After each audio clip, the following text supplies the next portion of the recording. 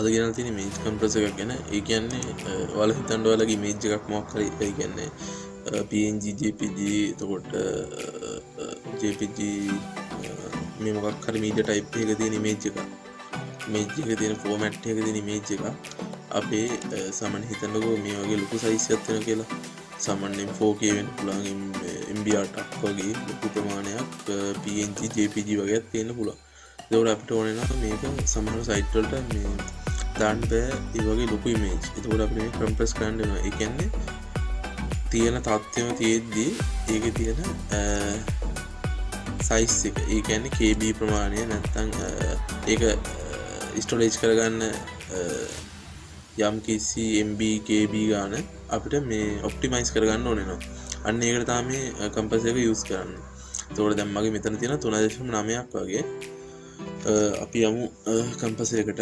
මේ විදිහට ගියාම ඉස්සලාම ගහගන්න සයිට් එකේ pic.buddha.store කියලා. එතකොට මෙන්න මේ වගේ ඕපන් වෙනවා. මේ වගේ ඕපන් වෙනවා.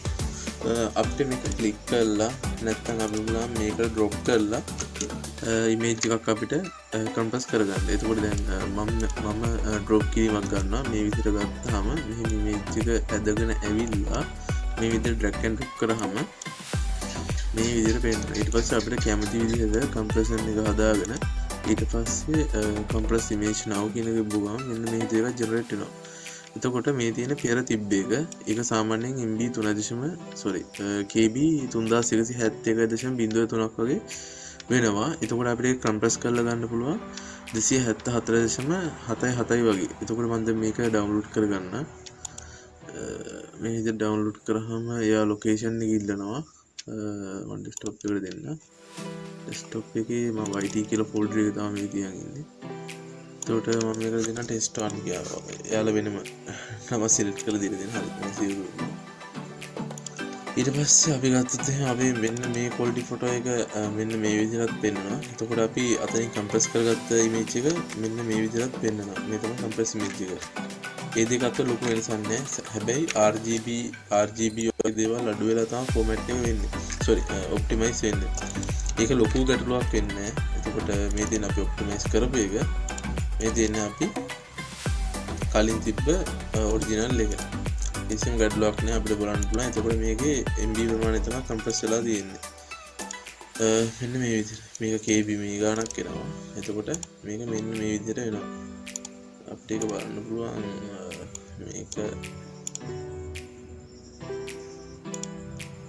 මෙන්න මේ විදිහට. මේ තියෙන අපි කලින් ගත්ත image එක, කියන්නේ අපේ ඔරිජිනල් image එකේ size එක මේ ඇවිල්ලා අපේ compressor එකකින් ආවට පස්සේ output එකට ලැබුණ අපේ image එක. මෙන්න මේ විදිහට අපිට size එක අඩු කරගන්න පුළුවන්. ඒ වගේම මේකේ තව විශේෂ දෙයක් තියෙනවා. මේක අපිට පුළුවන් සාමාන්‍ය image එකක link එක අරගෙන මෙන්න මෙතනට දාලා ඊට පස්සේ මෙන්න මේ බටන් එක ක්ලික් කරලා අපිට පුළුවන් එක compress කරගන්න.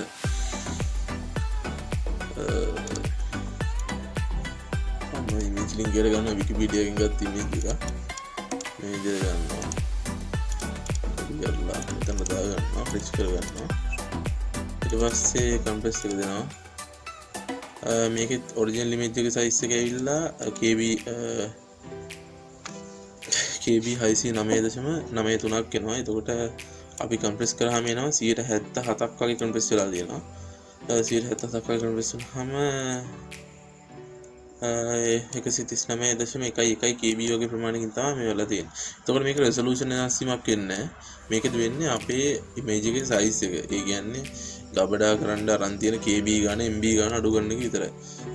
මම කලින් කියපු විදිහට RGBත් යම් කිසි ප්‍රමාණයක් අඩු වෙනවා. හැබැයි ඒක මේ අපේ හැට ගැටෙන තරමක් අඩු වෙන්නේ නැහැ. එතකොට මේක වලට යොදා ගන්න පුළුවන් ඉදිරි ප්‍රොජෙක්ට් වලට. මම මේක යොදා ගන්න Gemini එකකින් ගන්න 4K ඒවා Gemini එකකින් ගන්න HD ඒවා මේ low quality එකටදී කියන්නේ compress කරලා YouTube එකට අප්ලෝඩ් කරනවා වගේ තමයි ගන්න මේ කරන tool එක. ඔයාලා කැමති විදිහට මේක use කරන්න පුළුවන්. කිසිම ගැටලුවක් නැහැ. හරි ඒක තමයි අද වීඩියෝ එකෙන් ගේන්න තියෙන්නේ. හරි ප්‍රශ්න